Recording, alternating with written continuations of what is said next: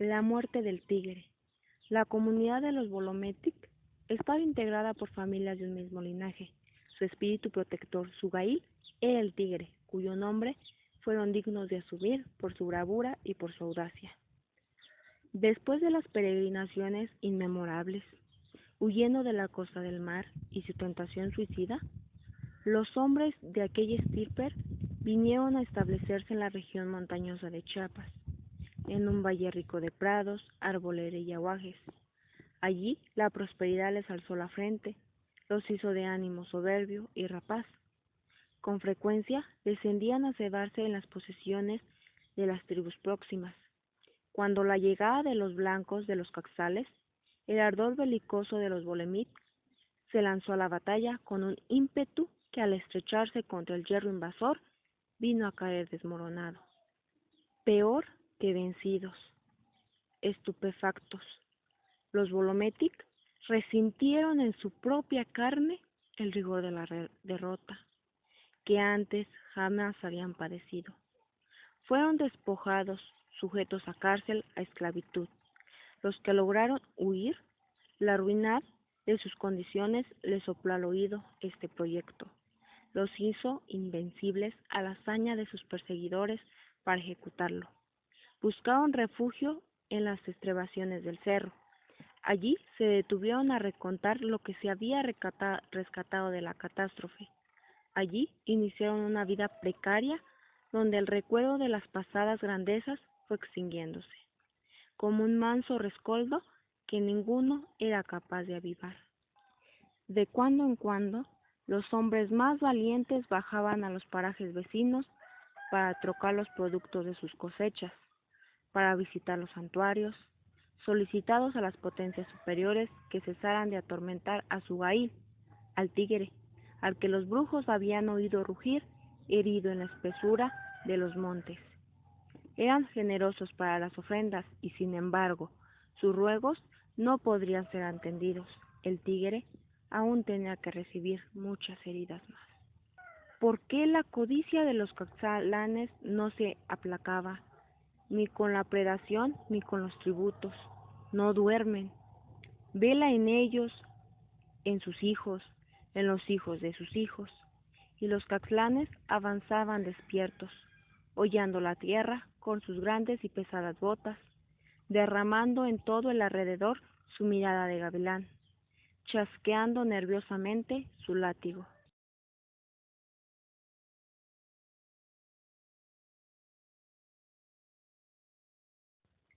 Los Bolometic vieron que se aproximaba la amenaza y no corrieron como antes, a prestar un arma que ya no tenía el coraje de esgrimir. Se agruparon temblorosamente de miedo, a examinar su conducta, como si estuvieran a punto de comparecer ante un tribunal exigente y sin apelación. No iban a defenderse. ¿Cómo? Si habían olvidado el arte de guerrear y no habían aprendido el de arguiar. Iban a humillarse. Pero el corazón de Ladino está hecho de una materia que no se ablanda con las súplicas, y la clemencia está bien como el morrión que adorna un casco de capitán, no como la arenilla que mancha los escritos del amanuense.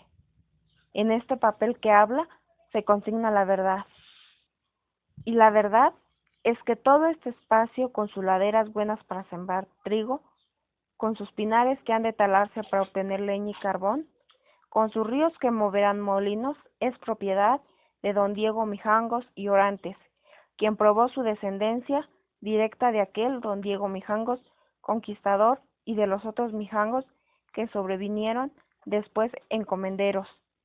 Así es, que tú, Sebastián Gómez Escopeta, y tú, Lorenzo Pérez Diezmo, y tú, Juan Domínguez Ventana, o como te llames, estás obrando, estás usurpando un lugar que no te pertenece y es un delito que la ley persigue. Vamos, vamos, chamulitas, fuera de aquí. Los siglos de sumisión habían deformado aquella raza. Con qué prontitud abatieron el rostro en un signo de acatamiento, con qué docilidad mostrarán la espalda en la fuga. Las mujeres iban delante cargando los niños y los enseres más indispensables, Los ancianos con la lentitud de sus pies la seguían, y atrás para proteger la inmigración los hombres. Jornadas duras sin rumbo, abandonando este sitio por hostil y el otro para no disputárselo a sus dueños. Escasearon los víveres y las provisiones. Aquellos en quien más cruelmente mordía la necesidad se atrevieron al merodeo nocturno cerca de las milpas y aprovechaban la oscuridad para apoderarse de unas mazorcas en sazón de las hojas de algunas legumbres. Pero los perros husmeaban la presencia de extraños y ladraban su delación. Los guardianes venían blandiendo un machete y suscitaban un escándalo tal que el intruso aterrorizado escapaba. Allá iba Famelico, furtivo, con el largo pelo insurto y la ropa hecha jirones. La miseria diezmó a la tribu. Malguardecida de las intemperies, el frío le echó un vaho letal y fue amortejándola en una neblina blancuzca espesa. Primero a los niños que morían sin comprender por qué, con los puñalazos bien apretados para guardar la última brisa de calor. Morían los viejos acurrucados junto a las cenizas de rescoldo, sin una queja. Las mujeres se escondían para morir en un último gesto de pudor, igual que en los tiempos prósperos que habían escondido para dar a luz. Estos fueron los que se quedaron atrás, los que ya no alcanzarían a ver su nueva patria. El paraje se instaló en una terraple alto, tan alto que partía en dos el corazón del Castlán, aunque este es tan duro, batido de ráfagas enemigas, pobre, desdeñado, hasta por la vegetación más rastrera y vil. La tierra mostraba la esterilidad de su entraña en grietas profundas, y el agua de mala índole quedaba lejos. Algunos robaron ovejas preñadas y las pastorearon a hurtadillas. Las mujeres armaban el telar, aguardando el primer esquileo. Otros roturaron la tierra, esta tierra indócil, avara. Otros emprendían grandes viajes para solicitar en los sitios consagrados a la adoración la benevolencia divina. Pero los años llegaban ceñudos y el hambre andaba libre, de casa en casa, tocando a todas las puertas con su mano huesuda. Los varones, reunidos en deliberación, decidieron partir. Las esposas renunciaron al último bocado para no entregarles vacía la red del abastecimiento. Y en la encrucijada donde empezaron los caminos, se dijeron adiós. Andar, andar, los Balometic no descansaban en la noche. Sus antorchas se veían vivoreando entre la negrura de los cerros. Llegaron a Ciudad Real, acetantes, pegajosa de sudor la ropa desgarrada, las costras de lodo secas ya de muchos días. Se les recrepajaban lentamente, dejando al descubierto su pantorrilla desnuda. En Ciudad Real, los hombres ya no vivían según su capricho o su servidumbre a la necesidad. En el trazo de este pueblo predominó la inteligencia. Geométricamente se entrecruzaban las calles. Las casas son de una misma altura, de un homogéneo estilo. Algunos ostean escudos nobiliarios, sus dueños son los descendientes de aquellos hombres aguerridos, los conquistadores, los primeros colonizadores, cuyas hazañas resuena a un comunicado, una vibración heroica a ciertos apellidos: Marín, de la Tobilla, Mazarriegos.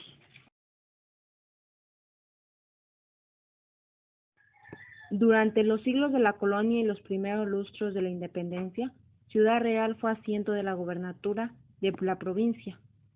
Detentó la abundancia del comercio, irradió el foco de la cultura, pero solo permaneció siendo la sede de una elevada jerarquía eclesiástica, el obispado, porque ya el esplendor de Ciudad Real pertenecía a la memoria.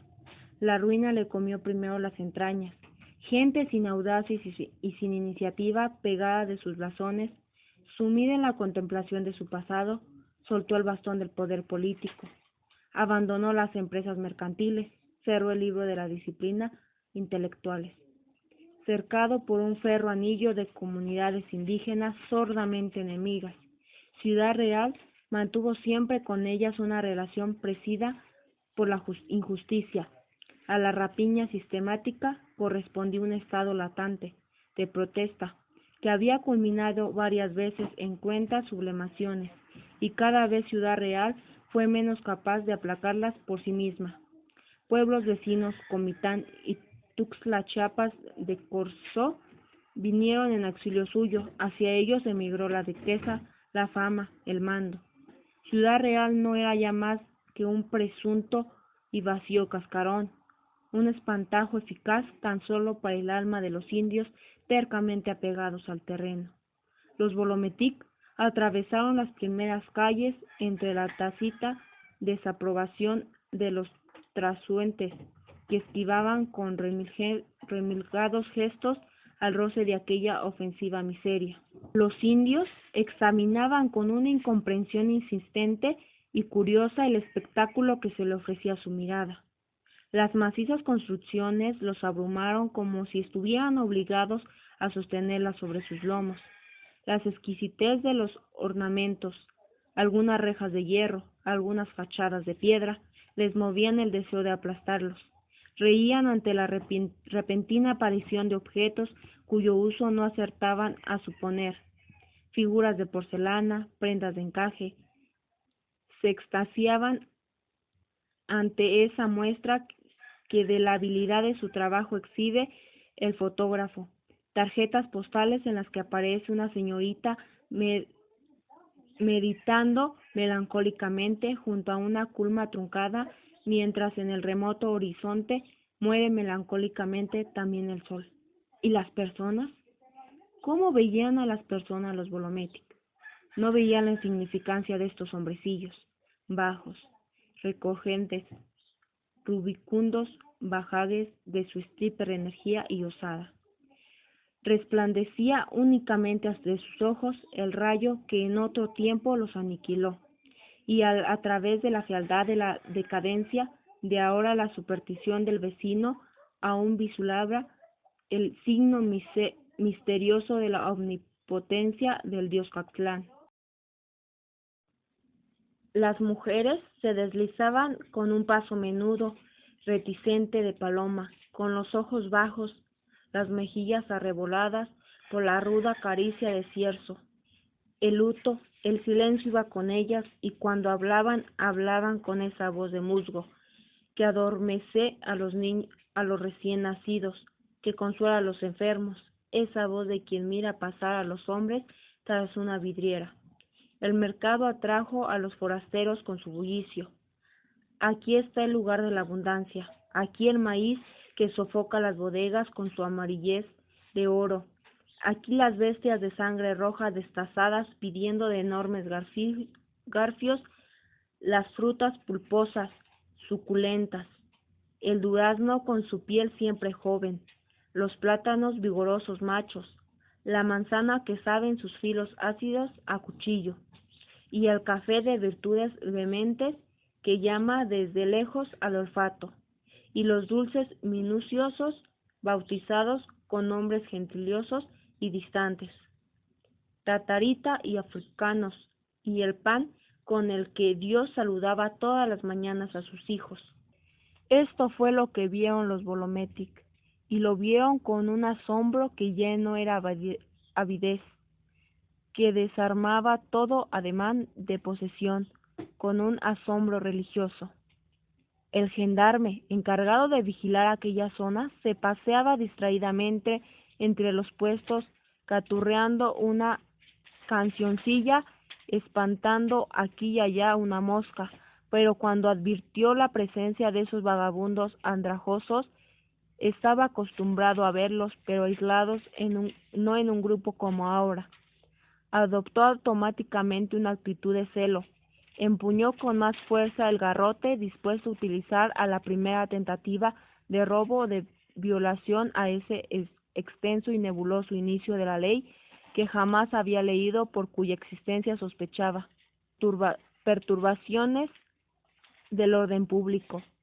Sin embargo, los Bolometic parecían tener intenciones pacíficas. Se habían alejado de los puestos para ir en busca a un sitio vacío en la Grande de la Merced. Encuchillados, los indios expulcaban pacientemente y comían los piojos. El gendarme los observaba a distancia, complacido porque el desprecio estaba de su parte.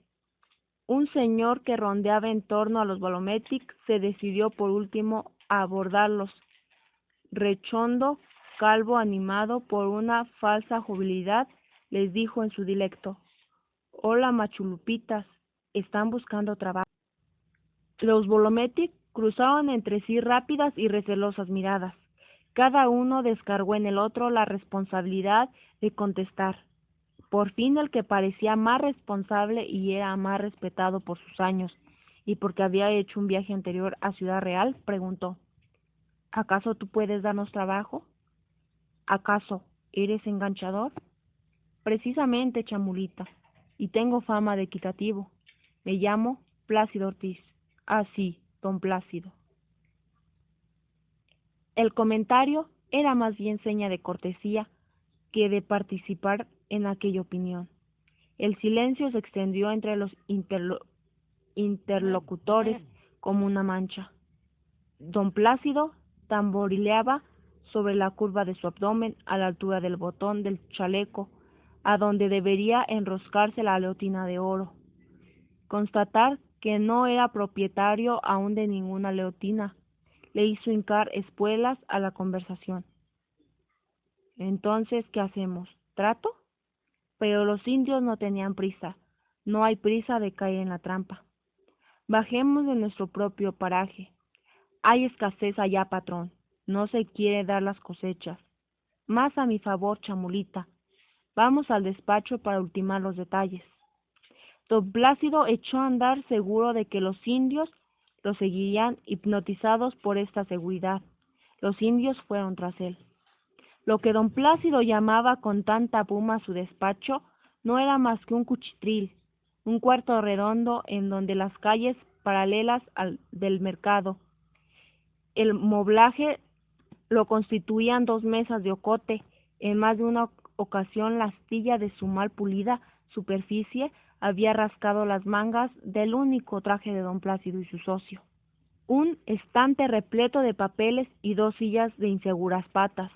En una de ellas, posado con una provisionalidad de pájaro, estaba el socio de don Plácido, un largo perfil protegido por una víscera de celuloide verde, graznos cuando tuvo ante así los recién venidos.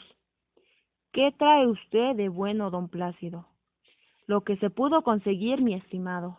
La competencia es terrible. Enganchadores con menos méritos.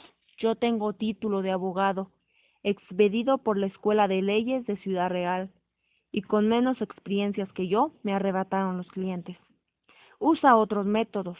Usted nunca ha querido recurrir al alcohol.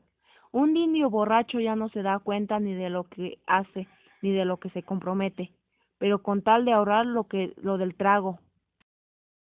«No es eso, es que aprovecharse de la inocencia de estos infelices es como su ilustrísima una bimbronada».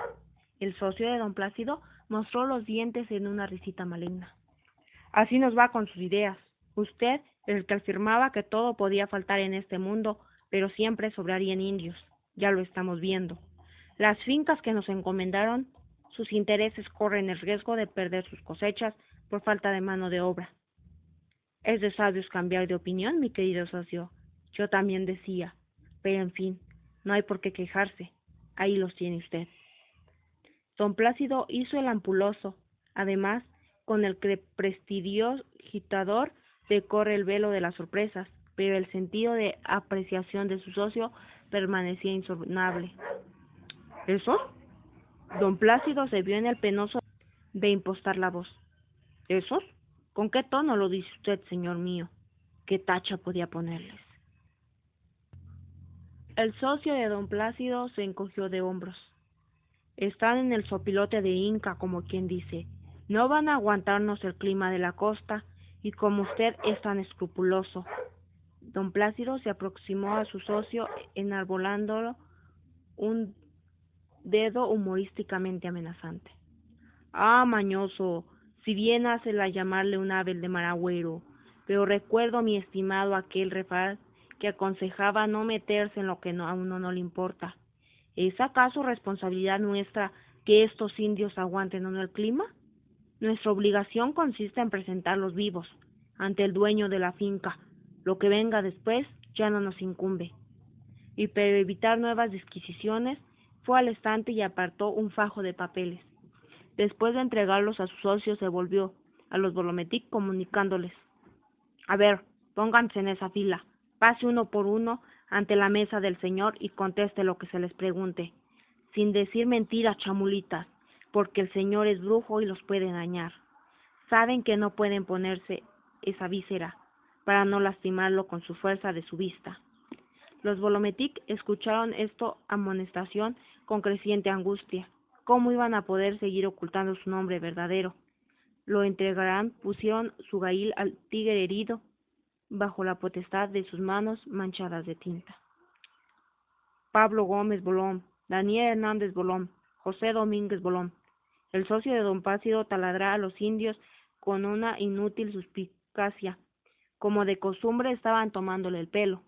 Después, cuando se escapaban de las fincas sin satisfacer sus deudas, nadie podría localizarlos porque el paraje que habían dicho permanecer no existía, y los hombres que dieron suyos eran falsos. Pero no por la Santísima Virgen de la Caridad. Ya basta. El socio de don Plácido dio un manotazo sobre la mesa, dispuesto a reclamar solo que sus conocimientos de lengua indígena no eran suficientes como para permitirle ensarse en una discusión refunfuñando a punto. Bolón, yo te voy a dar bolón para que aprendas a ver el que sigue. Cuando hubo terminado, notificó a don Plácido: son 40. ¿A cuál finca los vamos a mandar? Le tarapemos la boca a don Federico Warner, que es el que más nos apremia. Apunte usted: finca cafetera El Suspiro, Tapachula. Mientras escribía con los ojos protegidos por la visera verde, el socio de don Plácido hurgó en la llaga. No son suficientes. ¿Que no son suficientes? 40 indios para levantar la cosecha de una finca. Peor es nada. ¿No son suficientes? No llegan los 40, no van a aguantar el viaje. El socio de don Plácido dio vueltas a la página, satisfecho de tener razón. Con el anticipo que recibieron los Bolometic, iniciaron la caminata. Conforme iban dejando atrás la fiereza de la serranía, un aire tibio, moroso, los acogió, quebrando la rigidez de un asentismo. Ventaneaban en este aire endulzado de confusas aromas la delicia, y se sobresaltaba como el sabuceo cuando le dan a perseguir una presa desconocida. La altura, al desampararlos tan bruscamente, le reventó los tímpanos. Dolían, supuraban.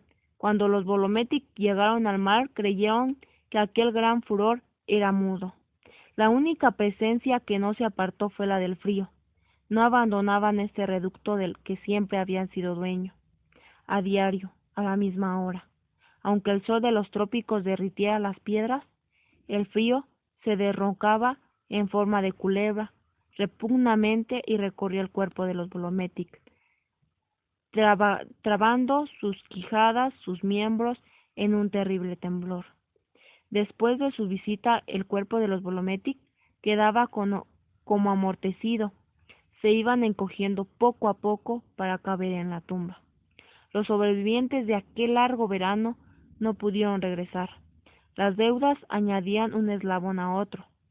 Los encadenaban. En la cicatriz del tímpano resonaba, cada vez más débilmente, la voz de sus mujeres llamándolos, la voz de sus hijos extinguiéndose.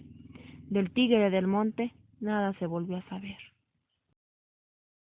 Bueno, pues ahora haremos un análisis sobre la contextualización y estructura del texto, y comienzo con la contextualización del autor, la cual les contaré mejor una breve biografía de ella. Rosario Castellano nació en la Ciudad de México el 25 de mayo de 1925. Recién nacida fue llevada a Comitán, Chiapas. Ahí realizó sus estudios primarios y 2 de secundaria. A los 16 años regresó a la capital. En 1950 se graduó de maestra en filosofía en la Universidad Nacional Autónoma de México. Más tarde, en la Universidad de Madrid, llevó cursos de estética y estilística. Bajo el rectorado de Ignacio Chávez desempeñó la jefatura de Información y Prensa en la UNAM e impartió las cátedras de Literatura Comparada, Novela Contemporánea y Seminario de Crítica en la Facultad de Filosofía y Letras de la misma universidad, lo anterior de 1961 a 1971, es decir, tardó 10 años. Ejerció con gran éxito el magisterio en México y en el extranjero. En Estados Unidos fue invitada como maestra en las universidades de Wisconsin y Bloomington durante los años de 1966 y 1967 y en Israel en la Universidad Hebrea de Jerusalén. Fue nombrada embajadora de México en 1971. Rosario es una de las escritoras mexicanas más reconocidas a nivel nacional e internacional. Creó obras indispensables en la literatura mexicana. Su trabajo se caracterizó por tratar perspectivas sesgadas a la mujer y lo indígena. En esta obra plasma las injusticias que se cometían los españoles con las mujeres, pero más hacia los indígenas durante la colonización. Las grandes obras de Rosario fueron plasmadas en novelas, cuentos, poesías y dramaturgia. Murió el 7 de agosto de 1974 en Tel Aviv, Israel. Ahora vamos con el momento histórico. La colonización fue un acontecimiento político que marcó la época en la que se desarrolla el cuento, ya que nos narra cómo vivían los indígenas antes de la llegada de los españoles, pero en el desarrollo se nos van planteando las injusticias que estos cometían con los indígenas. La corriente literaria a la que corresponde el cuento es a la categoría de un relato indigenista, ya que nos relata cómo era la vida de los indígenas, llena de abusos, y también porque su autora destaca en esa categoría, y si hacemos un recuento, ella habla sobre los indígenas de Chiapas, y ella es de Chiapas, es nacida en Chiapas. Ahora vamos con la estructura del texto. El texto es La muerte del tigre, pertenece al subgénero del cuento. Y su tema es las injusticias y abusos que sufrían los indígenas de parte de los españoles, que son los mismos que los catlanes y mestizos. Los personajes, primero comenzamos con los protagonistas, que son los Bolometic, porque ellos son la tribu que representa al tigre, además que en ellos gira la historia y les pasan los relatos o hechos narrados. El antagonista o los antagonistas en este caso son los catlanes, son los conquistadores y mestizos, ya que son ellos los que hacen sufrir a los indígenas con los abusos e injusticias que hacen. Los secundarios son los brujos porque ellos ayudan a los Bolometic a tener respuesta de sus súplicas de su protector, el tigre. Aunque si recordemos, los brujos les dijeron que el tigre, Sugail, no les podía responder en ese momento porque todavía les faltaban por pasar muchas heridas, ya que ellos recurrían a su ayuda para evitarles todo el sufrimiento a su familia. Ahora vamos con los incidentales, o también conocidos como los de ambiente. Don Miguel Mijangos y Orantes, aunque él no aparece en la historia y solo es mencionado, su participación fue importante, ya que él aprobó la descendencia de los Bolometic y de él era el lugar que estaban ocupando ellos y donde fueron despojados por los caxlanes, los pobladores de la ciudad real, y ahí se unen la gente del mercado. Aunque tampoco aparecen en la historia, son personajes ambientales que complementan la escena. Tal vez ellos no hablan, pero sí se hacen presentes, porque recordemos que aparece también el vigilante, ahí va incluido, que dice que lo ve con recelo, es decir, como que lo ve con coraje porque pues son indígenas y no pertenecen a la misma clase que ellos, y pues porque además no estaban acostumbrados a ver un grupo de indígenas en una ciudad. El tipo de narrador es extradigético, que es omnisciente, porque narra en tercera persona, es ajeno a la historia y habla como si fuera un dios, porque todo lo sabe. Espacios, pues son varios, ya que primero pues nos decía que era en un valle rodeado de árboles y praderas, donde vivían primero, después se fueron como a un tipo cerro, después de ahí tuvieron que caminar largos días en el cerro, porque recordemos De hecho, en esa va basada mi imagen que llevaban sus fogatas alusándose su camino para que no caerse o no que no les pasara nada malo, porque no querían ir de día, porque pues los Caxlanes los estaban persiguiendo para matarlos. En una ciudad, la ciudad real, ahí se incluían las calles que ellos pasaban y que recorrieron pues el mercado. Aquí también se me pasó poner el mercado, pero también fue un espacio y por eso se los menciono aquí, los caminos que atravesaron ellos, el camino que llevaron de donde don Plácido les dio el trabajo. Recordemos que también sea que habían caminado mucho, pues ahí incluimos los caminos y pues los caminos que vagaron con anterioridad. Y el mar, que fue donde llegaron ellos, donde nos decían que debido a que ya sus tímpanos se les habían reventado, pues no escuchaban muy bien y pensaban que el mar pues no tenía sonido, aunque sí lo tenían, pero ellos ya no lo podían sentir, o mejor dicho, oír. Ahora vamos con el tiempo. El externo no se menciona, o más bien no se especifica, solo hace mención que en la ciudad real fue asiento de la gobernatura durante la colonia y a inicios de la independencia.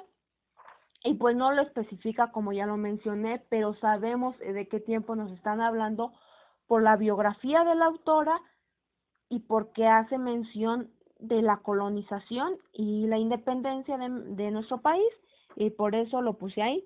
El interno pues es durante el transcurso de muchos días, porque van pasando días en los que van caminando de primero, de cuando los corren donde estaban viviendo, pues se tuvieron que mudar, de ahí llegaron los Caxlanes y los tuvieron que correr de nuevo y estuvieron vagando por varios días. Después los hombres se fueron a la ciudad donde pasaron muchos días para llegar ahí, después de ahí donde don Plácido los mandó al trabajo, que también tardaron muchos días en llegar al mar. Ahora vamos con el lenguaje y comenzamos con el estilo. Uso un lenguaje sencillo, aunque si bien sí hay palabras que no entendí y tuve que recorrer a un diccionario. La forma de expresión es que narra e interviene en diálogos. Los diálogos vienen hasta el final, pero en la primera parte pues nos van narrando. La atmósfera es la injusticia, el sufrimiento y el abuso que sufren. La injusticia, porque es lo que rodea a los indígenas, que no les cuentan sus derechos, el sufrimiento por todo lo que pasan, por todo lo que sufren los niños se murieron en el camino, también nos hacían mención de eso, y la gente mayor también se murió en el camino, porque pues prácticamente no tenían nada, no tenían para comer, no tenían para nada, y pues el abuso porque vivían rodeados de injusticias, como ya lo mencioné, el abuso que no respetaban sus derechos, que que los españoles se sentían más que los indígenas, y pues eso fue la atmósfera. Bueno, pues el cuento de, de la muerte del tigre sí refleja un aspecto de nuestra sociedad mexicana, ya que pues como lo decía la biografía de la autora, ella luchaba por los derechos de las mujeres y los indígenas que en ese momento pues no eran muy reconocidos. Y pues en esa obra ella reflejó lo que se vivía durante la colonización, donde los indígenas pues eran altamente maltratados por los caclanes, que eran los mestizos, los conquistadores, que pues podrían ser los españoles, porque recordemos que ellos fueron los que nos conquistaron. Pues los españoles no miraban de la misma condición a los indígenas, porque decían que pues ellos no eran ricos, no tenían la inteligencia que ellos tenían, y pues tenían razón. Los indígenas vivían humildemente de lo que cazaban, de lo que tenían a su mano. Y pues dentro de esto también nos hace mención de que los caxlanes pues hacían varias injusticias con los indígenas, y pues es lo que nosotros hacemos, o sea, discriminamos a una persona por no tener el color de piel que la mayoría, por hablar una lengua indígena, por tener alguna discapacidad, y pues eso no está bien, porque nosotros no nos ponemos en el lugar de la otra persona para sentir eso. Nosotros nada más lastimamos, pero no nos ponemos en ese lugar.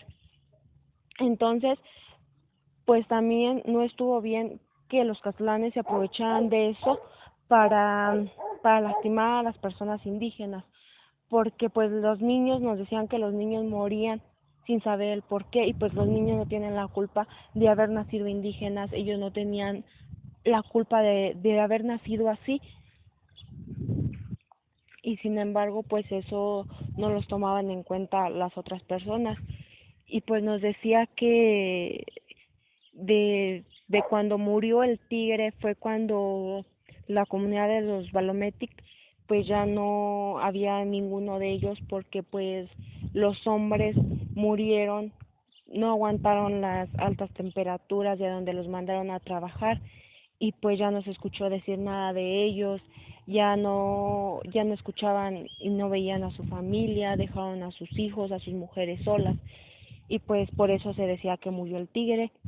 Y como les decía, pues sí refleja aspectos de nuestra comunidad, porque pues no aceptamos a las personas tal y como son, las rechazamos. Y pues algo muy importante es que nosotros hacemos que, por ejemplo, rechazamos a alguien por hablar una lengua indígena sin saber que de ahí viene nuestro origen. Nosotros somos indios, indígenas son nuestras raíces, y pues los lastimamos sin tener ninguna consideración. En mi opinión, pues la verdad estuvo muy mal los que hicieron los Caxlanes con los indígenas. A mí no me gustaría que me hubieran tratado como los trataron a ellos. Creo que todos merecemos respeto, y pues pienso que que no nada más las mujeres, sino todos en general debemos de cambiar nuestra mentalidad, no seguir a los Caxlanes, de seguir impartiendo la injusticia por no ser de una misma condición. Debemos de cambiar, debemos de aprender a vernos a todos por igual, porque al tener más o menos dinero no nos hacen mejores personas o nos hacen peores personas. Debemos de aceptar nuestras condiciones y respetar la de los demás, porque quizás no todos tienen las mismas oportunidades.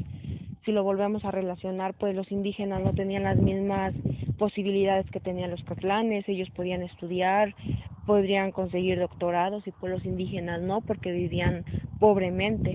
Y pues también nos hace referencia al abuso de algunas personas que creen tener inteligencia, pero no es cierto, solo abusan de la ingenuidad, o más bien de la ignorancia de otras personas, y pues eso no está bien. Si la otra persona pues no sabe, hay que apoyarla, no hay que aprovecharnos de su situación, porque también podríamos ser nosotros los que estuviéramos ahí. Y pues de mi parte yo no estoy de acuerdo con eso, y pues pienso que debemos de cambiar nuestro chip, nuestra mente, de decir todos somos iguales, todos tenemos los mismos derechos, todos tenemos las mismas responsabilidades, y todos somos igual que el otro, sin diferenciar nuestra vida social, nuestra vida económica, y sin hacer ninguna diferencia.